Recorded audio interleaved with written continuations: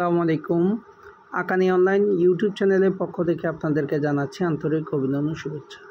আজকে আমি আপনাদেরকে শেখাবো কিভাবে আইবল এসি 1200 ডুয়েল ব্যান্ডের রাউটারটি কনফিগারেশন নতুনভাবে সেট আপ করতে হয় সে বিষয়ে আজকে আলোচনা করব।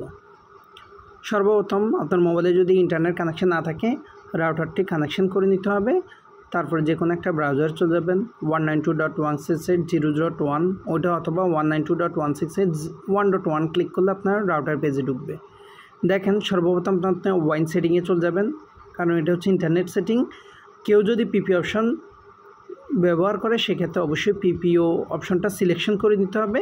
আর যদি স্ট্যাটিক আইপি ইউজ করে তাহলে স্ট্যাটিক আইপিটা সিলেকশন করে আপনাদের আইএসপিরা যেসব আইপিগুলো আপনাদেরকে দিচ্ছে ওই সব আইপি আপনাদের বসে নিতে হবে। দেখেন এখানে একটা স্যাম্পল হিসেবে একটা আইপি অ্যাড্রেস দিয়ে দিচ্ছি 172.10.1.2 সাবনেট মাস্ক 255.255.255.0 গেটওয়ে 172.10.11.254 তারপর ডিএনএস এবং গেটওয়ে। যদি পিপি অপশন সিলেকশন করে তাহলে অবশ্যই ইউজার নেম পাসওয়ার্ড ব্যবহার করবেন, অতঃপর সেভ করে দিবেন। তারপর ওয়্যারলেস সেটিংয়ে গিয়ে আপনি অবশ্যই আপনার 2.4G নাম ব্যবহার করবেন এবং পাসওয়ার্ডও দিবেন। ইচ্ছা করলে আপনারা দুটোটা আলাদা আলাদা ব্যবহার করতে পারেন, যা কোনো প্রবলেম হবে না আপনার। তারপর সেভ করে দিবেন। আপনার এতটুকু হচ্ছে নর্মাল কনফিগারেশন। এতটুকুর মধ্যে আপনার ইন্টারনেট এবং ওয়াইফাই নাম সেটিং সব কিছু চলে আসবে। তারপরে স্টেপ হচ্ছে আপনি অ্যাডভান্স সেটিং থেকে যাই। দেখেন ইচ্ছা করলে আপনার এখান থেকে ম্যাক ফিল্টারিং করতে পারবেন।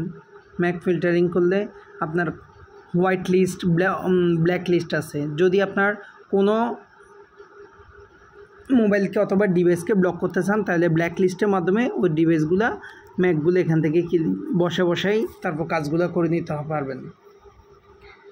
আর যদি ওখানে যদি হোয়াইট লিস্ট থাকে তাহলে অবশ্যই ধারণা করে নেবেন যেগুলো আপনার ডিভাইস রাউটারের মধ্যে চালাবেন সেগুলোই ওটার মধ্যে বসবে।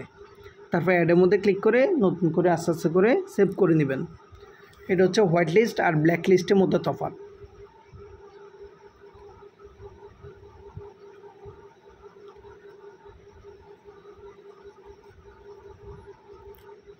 তারপরে আপনাদের আরেকটা বিষয় জানার প্রয়োজন হবে, সিস্টেম টুলে যাইতে হবে। সেখানের মধ্যে অবশ্যই দেখেন রিমোট ম্যানেজমেন্টের একটা অপশন আছে, যেটা দিয়ে আমরা আইএসপিরা অটোমেটিক রিমোট সিস্টেম করে নিতে পারি। আবার ইচ্ছা করলে আপনারা ওল্ড পাসওয়ার্ড নিউ পাসওয়ার্ড দিয়েও রাউটার লগ ইন পাসওয়ার্ড দিয়ে দিতে পারেন। ওল্ড পাসওয়ার্ড আগে যেটা ছিল এবং নিউ পাসওয়ার্ড যেটা আপনি ব্যবহার করবেন সেক্ষেত্রে দিয়ে আপনি সেভ অপশন ক্লিক করলে হয়ে যাবে।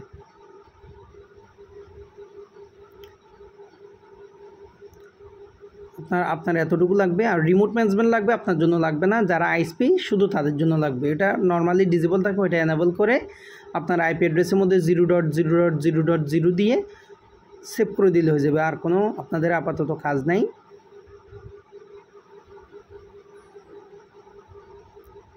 যদি রাউটারটি যদি আবার রিস্টার্ট করতে চান তাহলে ভিতরে অপশন রিস্টার্ট অথবা ডাইরেক্ট ফ্যাক্টরি রিসেট করে ফেললেও কিন্তু আপনি এখান থেকে করে নিতে পারবেন। কেউ যদি ওটা ফার্মওয়্যার আপগ্রেডেশন করতে চান তাহলে অবশ্যই ফার্মওয়্যারটা এখান থেকে আপগ্রেডেশন করা লাগে।